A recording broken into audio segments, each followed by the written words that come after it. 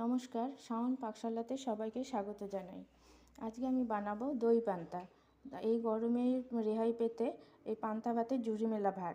তাই জন্য আজকে আমার কালকে রাত্রে ভাত বেঁচে গেছিলো, আমি জল দিয়ে রেখেছিলাম, বার করে নিয়ে এসেছি। আজকে আমি এইটাই খাবো, তার জন্য আমি এর মধ্যে কিছু ইনগ্রিডিয়েন্টস দিয়ে দেবো। দিচ্ছি পরিমাণ মতো লবণ, অল্প পেঁয়াজ কুচি,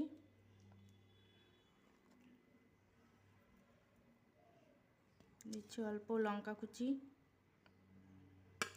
দিচ্ছি অল্প ধনেপাতা কুচি,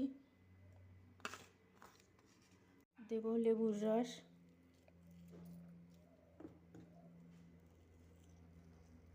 দেব অল্প কাসন্দ, দেব অল্প টক দই। একটু শুকনো লঙ্কা ভেজে রেখেছিলাম, সেটা দিয়ে দিচ্ছি। আর দেব কুমড়া বেসন ভাজা, একটা ডিমের পোচ করে নিয়েছি, আর নিয়েছি বেসনের বড়া। দিয়ে দিচ্ছি ডিমের পোচ,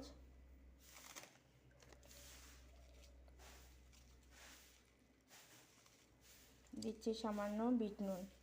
এটা আপনারাও বাড়িতে এইভাবে খেতে পারেন, বেঁচে যাওয়া ভাত দিয়ে খেয়ে এটা যেমন হেলদি তেমনি ঘুমও আসে ভালো। খেয়ে ভালো লাগলে আমার চ্যানেলটিকে সাবস্ক্রাইব করবেন, লাইক করবেন, শেয়ার করবেন এবং কমেন্ট করে আমার পাশে থাকবেন।